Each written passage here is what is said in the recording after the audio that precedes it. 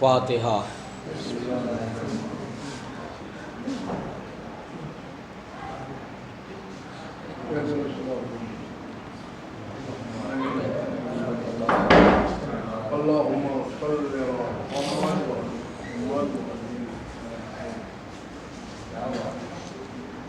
آپ حضرات سے گزارش ہے کہ ایک بار سورہ حمد اور 3 بار سورہ توحید کی تلاوت فرما کر ریاست حسین ابن بادشاہ حسین کی روح کو اشار کریں۔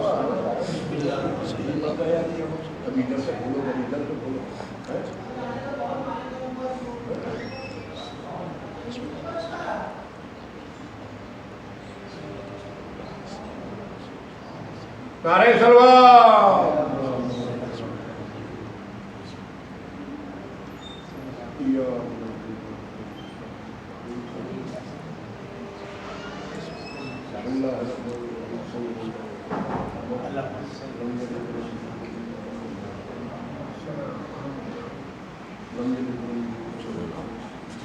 آئیے سرورت بھائی آ گیا، یہ آئیے۔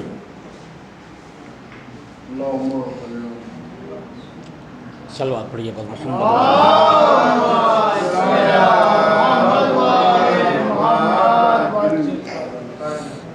لا حول ولا قوة الا باللہ العلی العظیم۔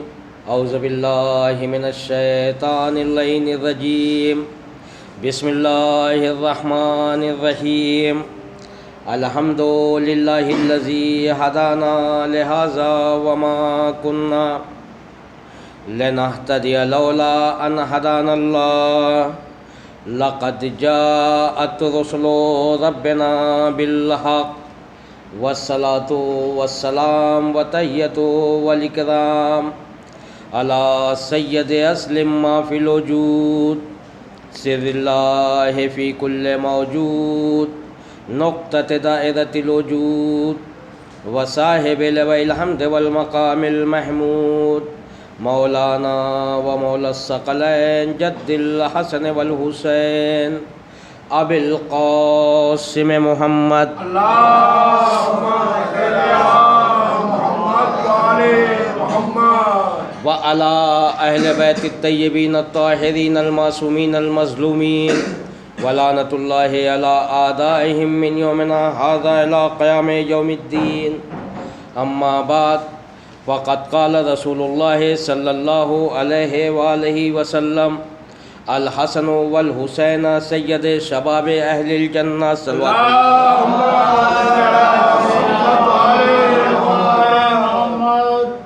حاضرین کرام قدر ماتم داران سید الشہداء، بہت ہی مشہور و معروف یہ حدیث ہے پیغمبر اسلام کی کہ حسن اور حسین جنت کے جوانوں کے سردار ہیں۔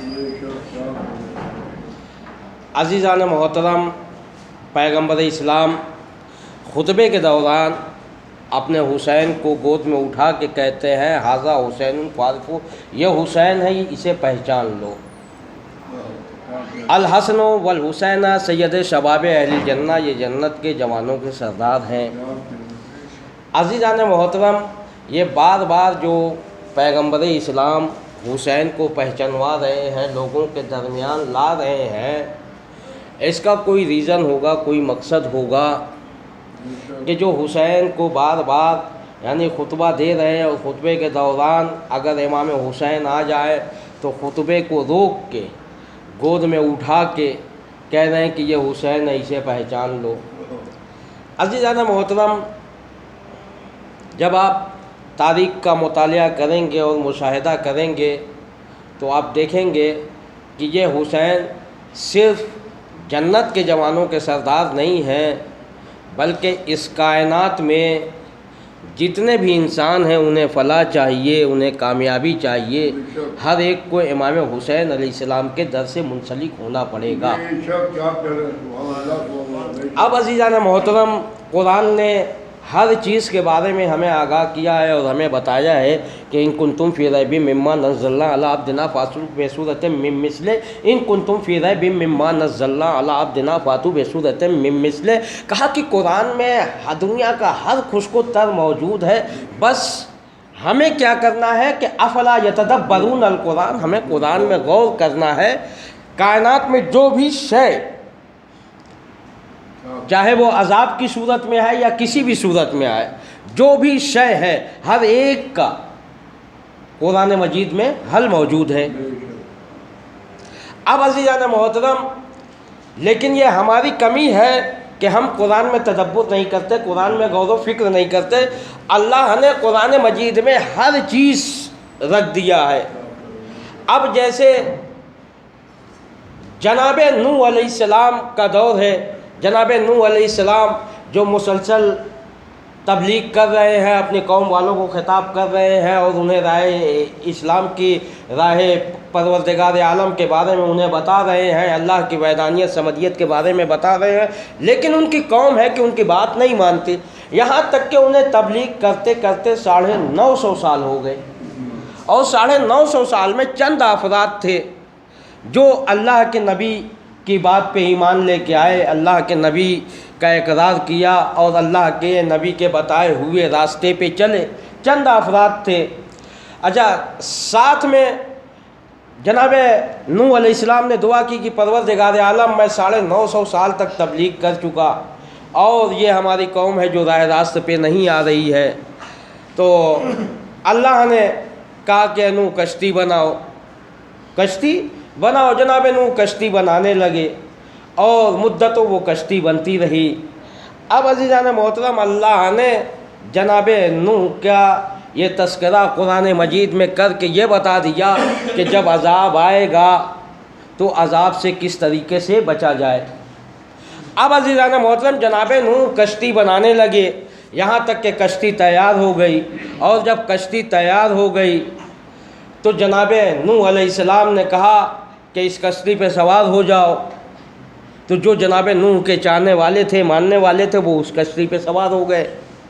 لیکن جناب نوح علیہ السلام کا بیٹا جسے کنعان کہا جاتا ہے، وہ جناب نوح علیہ السلام کی باتوں پہ یقین نہیں رکھتا تھا اور وہ یہ بات نہیں مانتا تھا کہ یہ اللہ کے نبی ہیں، وہ مسلسل نبوت کا انکار کرتا تھا۔ کنعان جو جناب نوح کا بیٹا تھا کہا کہ نہیں، میں اس کشتی میں سوار نہیں ہوں گا، کہا کہ میں جودی پہاڑ پہ چڑھ جاؤں گا، کہا مجھے یہ بارش کے قطرے یا پانی یہ ہمیں کوئی نقصان نہیں پہنچا سکتے۔ تو جناب نوح نے کہا کہ آج جو کشتی پہ سوار ہوگا وہ بچ جائے گا، اور جو کشتی پہ سوار نہ ہوگا وہ ڈوب جائے گا، ہلاک ہو جائے گا۔ اب امام حسین علیہ السلام کے بارے میں پیغمبر اسلام نے فرمایا کہ ان الحسین مصباح الہدی، یہ حسین وہ چراغ ہے، یہ حسین وہ چراغ ہے جو سفینۃ النجات، جو اس چراغ پہ سوار ہو گیا وہ کامیاب ہو گیا۔ اب عزیزان محترم، جملے بدل دیے جائیں کہ اللہ نے قرآن مجید میں یہ بتا دیا کہ عذاب تو آئے گا، مگر عذاب سے بچا کیسے جائے گا؟ اب اللہ نے بتا دیا قرآن میں، چونکہ اللہ نے کہا کہ ہر خشک و تر کا مسئلہ اس قرآن مجید میں موجود ہے۔ اللہ نے قرآن میں بتا دیا کہ جب عذاب آتا ہے تو لوگوں کو چاہیے کہ کشتی پہ سوار ہو جائیں، اب چاہے کورونا کا عذاب ہو، چاہے جیسا بھی عذاب ہے، حسین کی کشتی پہ سوار ہو جائیے، نجات پا جائیں گے۔ صلوات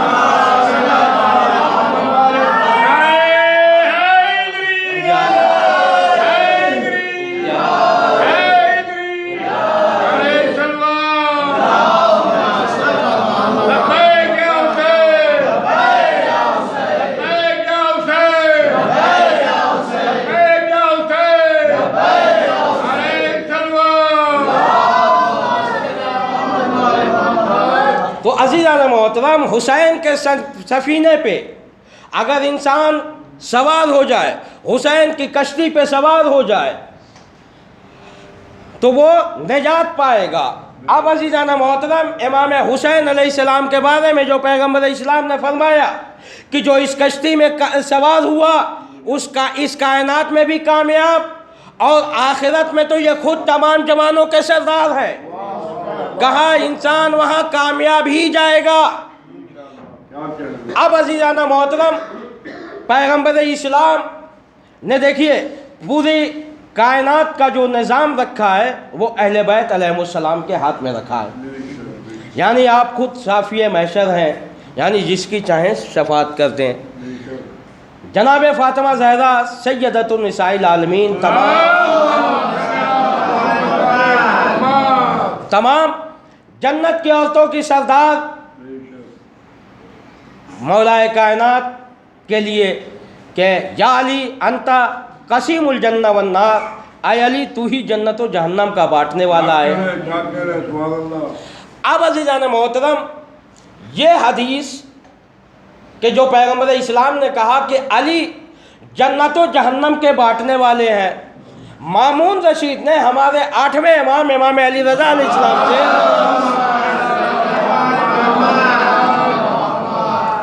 پوچھا کہ آپ یہ بتائیے مولا کہ یہ دنیا جب سے قائم ہوئی ہے قیامت تک جتنے بھی انسان خلق ہوں گے، ایک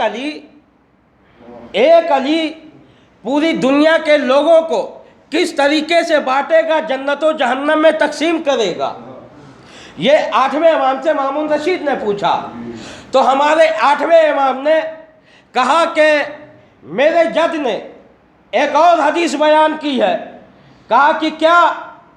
کہا کہ میرے جد نے ایک حدیث یہ بیان کی ہے کہ یا علی تیری محبت ایمان کا جز ہے اور تجھ سے بغض نفاق ہے.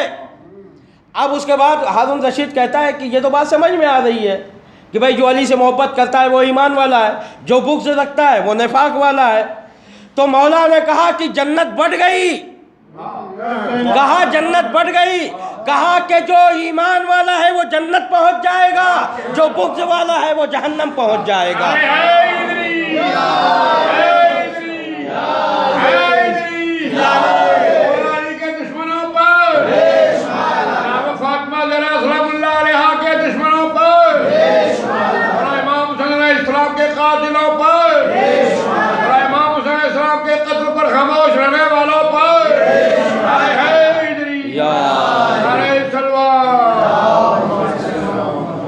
تو عزیزان محترم، اللہ نے پوری کائنات کا نظام اہل بیت کے ہاتھ میں رکھا.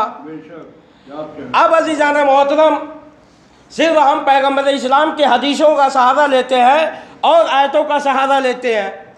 اب دیکھیے، انسان جو کامیاب ہوگا، کامیابی کے لیے پیغمبر اسلام نے ارشاد فرمایا کہ انا مدینۃ العلم وعلی بابھا.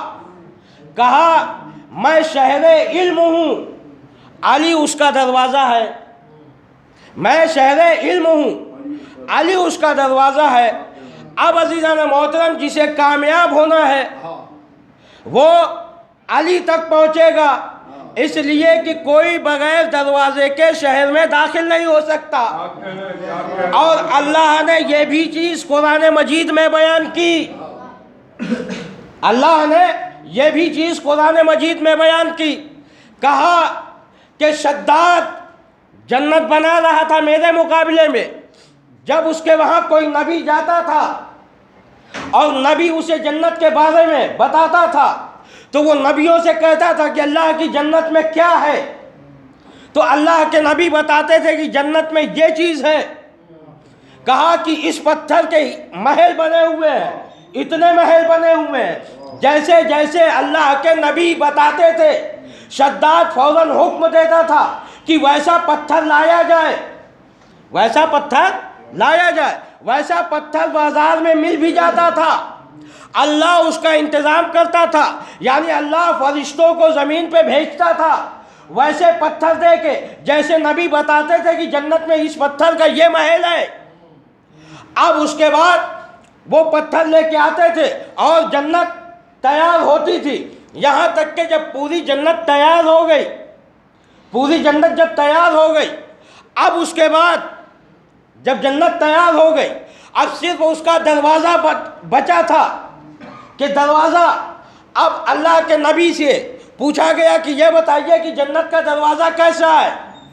انہوں نے کہا کہ یاقوت کا دروازہ ہے، اور کہا کہ اس دروازے پہ عقیق سے یہ لکھا ہوا ہے. اس نے کہا کہ جاؤ ایسا ہی دروازہ تلاش کر کے لاؤ۔ اب جب اس کے لوگ بازار جاتے تھے تو ویسا دروازہ نہیں مل پا رہا تھا جیسا اللہ کے نبی نے کہا تھا۔ اب اس کے بعد یہ بہت پریشان ہوا، لیکن ادھر سے اللہ نے سید الملائکہ جناب جبریل کو وہ دروازہ لے کے بھیجا، اور جناب جبریل وہ دروازہ لے کے آئے، اور جب لے کے آئے تو شداد کے لوگ پہنچے، کہا کہ یہ دروازہ ہمیں بیچ دیجئے۔ کہا کہ نہیں، یہ دروازہ ہم بیچیں گے نہیں۔ کہا دروازہ ہم بیچیں گے نہیں، لیکن ہم دروازہ آپ کو دے سکتے ہیں۔ کہا کہ ہم دے سکتے ہیں۔ جناب جبریل کو پوری وہ بات بتائی گئی کہ ہمارے بادشاہ نے ایک جنت تیار کروائی ہے اور اس میں دروازے کی کمی ہے، بس ایسا ہی دروازہ چاہیے تھا۔ تو کہا کہ ٹھیک ہے میں دوں گا، لیکن اس کی کوئی قیمت نہیں لوں گا، یہ دروازہ میرا رہے گا، میں جسے چاہوں گا اس دروازے سے داخل ہوگا اور جسے چاہوں گا وہ نہیں داخل ہوگا۔ اب اس کے بعد چونکہ ویسا دروازہ مل نہیں رہا تھا اور اللہ کے نبیوں نے بتایا تھا کہ ایسا دروازہ جنت میں لگا ہے، تو اس نے کہا کہ باقی جنت تو میری ہے، دروازہ اس کا رہنے دو، دروازہ لے لو، لگا دو۔ اب دروازہ لگ گیا، جنت پوری طریقے سے تیار ہو گئی، اور جب جنت تیار ہو گئی تو شداد نے کہا کہ اب چلو اپنی جنت دیکھتے ہیں۔ جیسے ہی جنت کے دروازے پہ آئے، ایک مرتبہ سید الملائکہ سامنے، کہا کہاں اپنی جنت دیکھنے، کہا ہمارے دروازے سے جنت نہیں جا سکتے، کہا ہمارے دروازے سے جنت میں نہیں داخل ہو سکتے۔ تو عزیزان محترم، جب انسان اپنی بنائی ہوئی جنت میں داخل نہیں ہو سکتا بغیر اللہ و رسول کی محبت کے، تو اس جنت میں کیسے داخل ہو جائے گا جس کے لیے اللہ کے رسول نے کہا کہ اگر پوری دنیا ایک ولایت علی پہ اکٹھا ہو جاتی تو اللہ جہنم کو خلق ہی نہ کرتا۔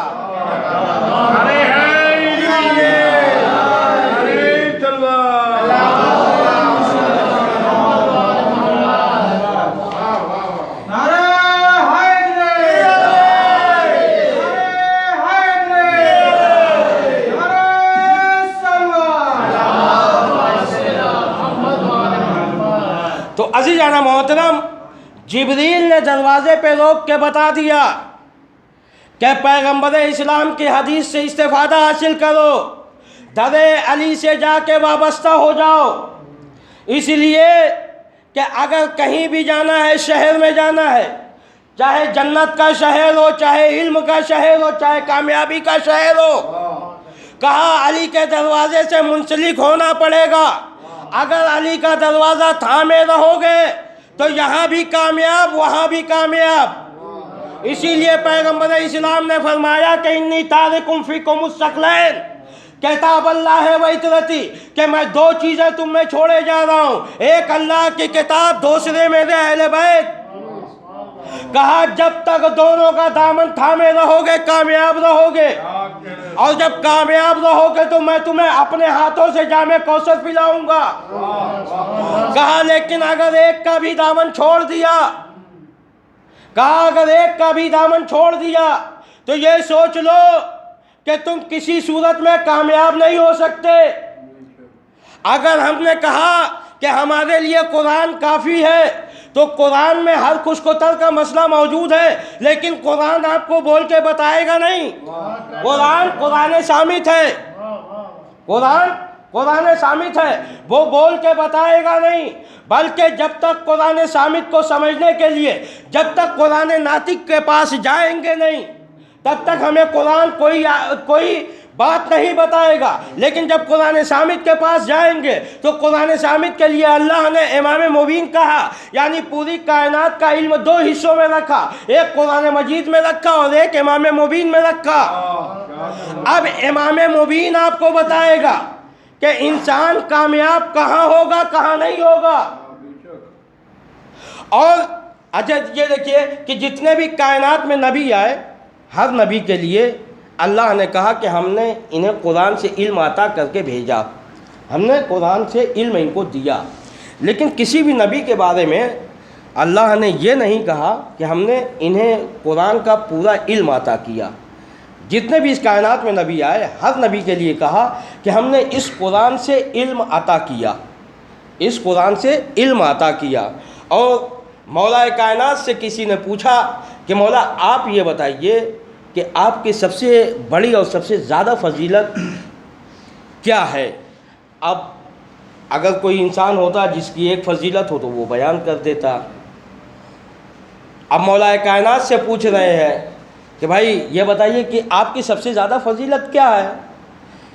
اب انسان سوچے گا کہ مولا کیا جواب دیں گے کہ یا علی انت قسیم النار والجنہ، آپ جنت و جہنم کے بانٹنے والے ہیں، اس سے بڑی فضیلت کیا ہو سکتی ہے؟ پھر آپ سوچیں گے کہ نہیں، دعوت ذوالعشیرہ میں رسول کے گواہ بنے، اس سے بڑی فضیلت کیا ہو سکتی ہے؟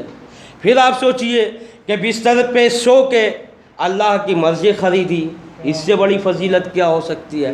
لیکن میرے مولا نے یہ سب کچھ نہیں کہا۔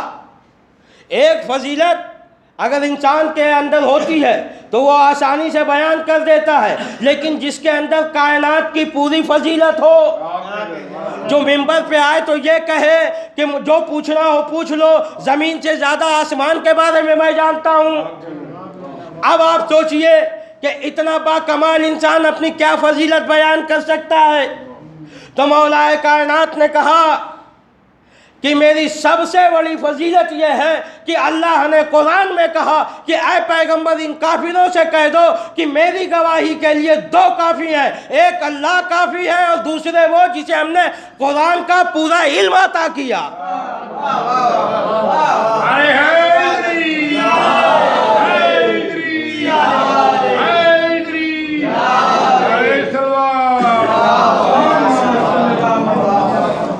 تو عزیزان محترم، 1,24,000 انبیاء کرام جو اس کائنات میں آئے، سرکار دو عالم کو چھوڑ کے، اللہ نے ہر ایک کو قرآن سے تھوڑا تھوڑا علم دیا، لیکن مولا کائنات کے لیے اللہ نے قرآن میں کہا کہ ہم نے پوری کتاب کا علم اسے عطا کیا، اور یہ مولا کائنات خود کہہ رہے ہیں کہ یہ میرے لیے سب سے فضیلت کی چیز ہے۔ کہا سب سے بڑی فضیلت میری یہ ہے کہ اللہ نے مجھے رسول کا گواہ بنایا اور کتاب کا پورا علم دیا۔ کہا کہ یہ میری سب سے بڑی فضیلت ہے۔ کہا کہ میری سب سے بڑی فضیلت یہ نہیں ہے کہ میں بستر پہ لیٹوں تو مرضی پروردگار سمجھ خرید لوں۔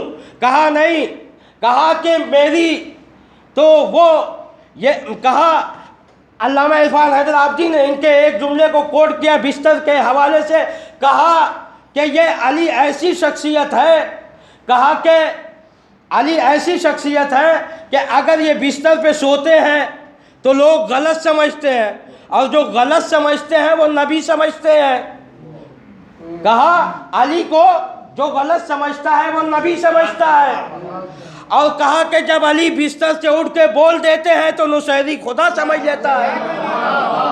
تو کہا کہ علی کو جو تھوڑا غلط سمجھے وہ نبی سمجھتا ہے، جو علی کو پورا غلط سمجھے وہ خدا سمجھتا ہے۔ صلوات پڑھیے بر محمد۔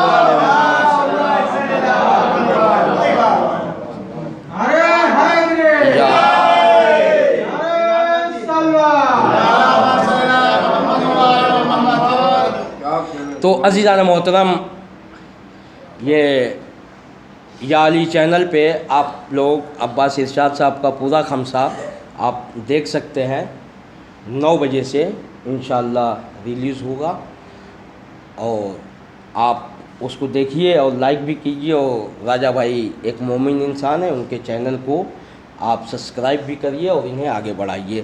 تو عزیزان محترم، مولا کائنات وہ شخصیت ہیں کہ جن کے لیے شیعہ تو چھوڑیے، مسلمان چھوڑیے، بلکہ عیسائیوں نے لکھا کہ اگر یہ مولا علی جیسا رہبر ہمارے وہاں ہوتا، ہمارے وہاں امام ہوتا، تو آج ہم زمین پہ نہیں بلکہ کائنات کے ذرے ذرے پہ اپنی آبادیاں آباد کر چکے ہوتے۔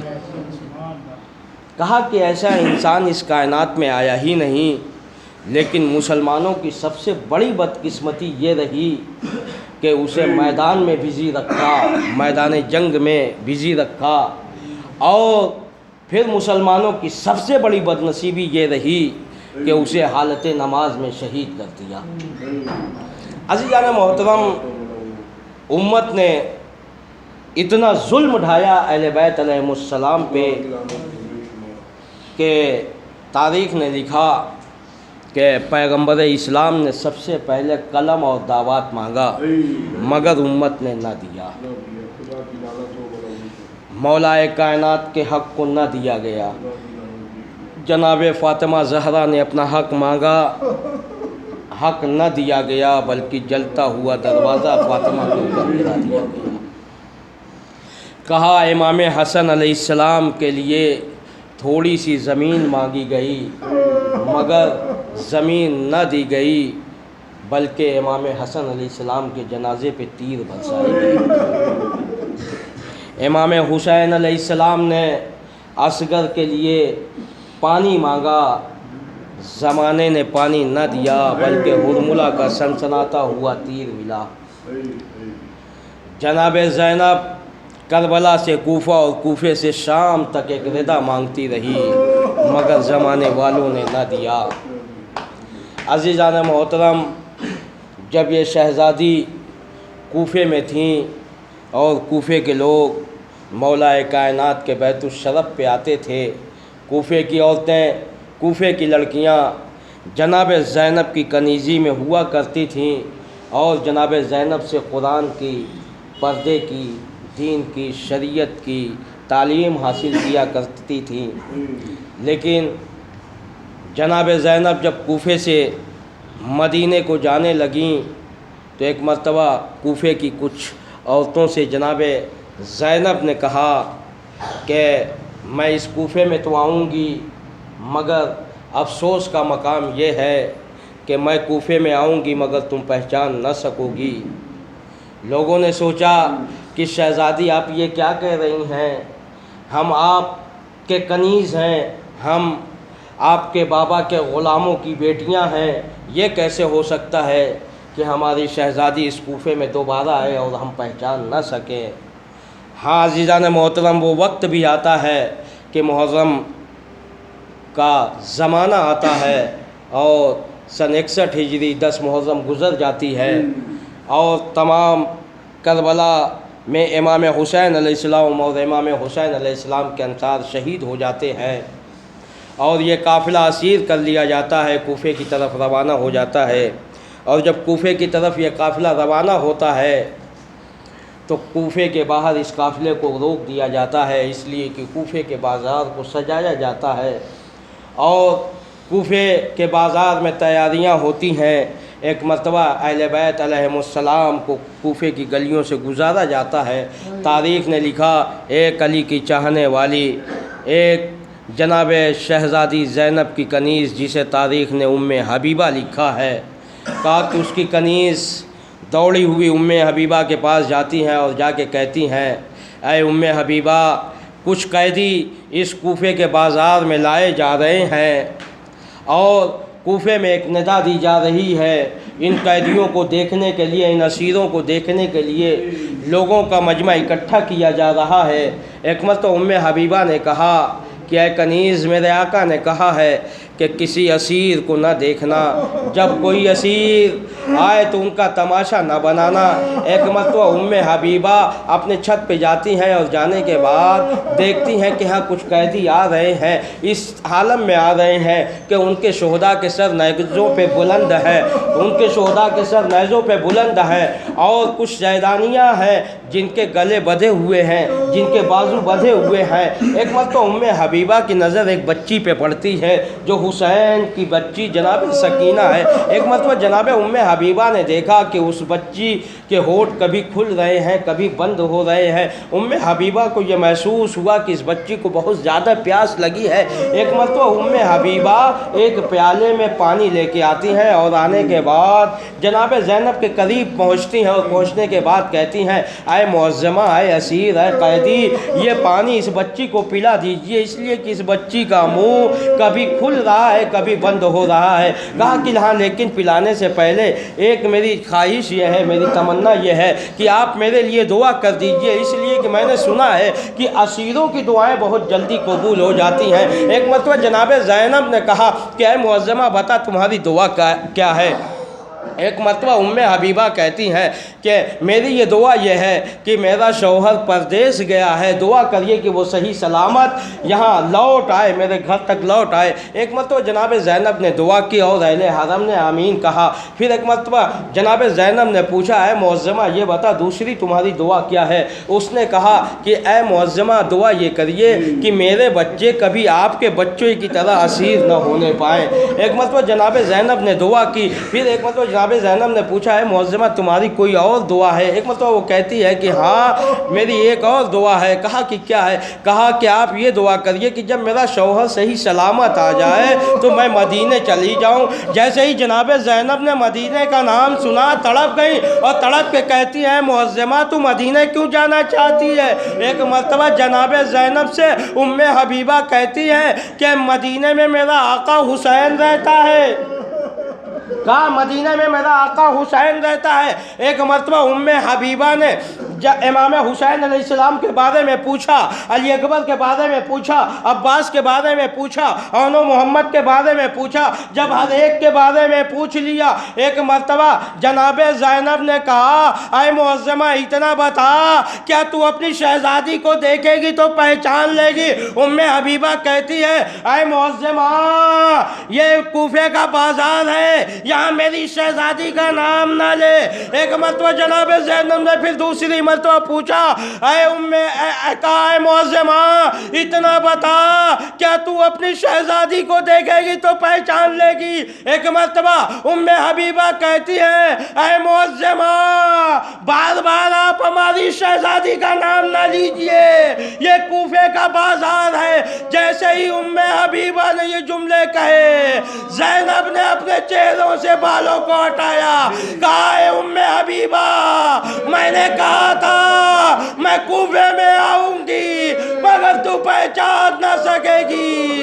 حبیبہ نے جیسے ہی یہ منظر دیکھا وَسِيَعْلَمُ الَّذِينَ ظَلَمُوا أَيَّ مُنْقَلِبُونَ يَنْقَلِبُونَ إِنَّا لِلَّهِ وَإِنَّا إِلَيْهِ راجعون۔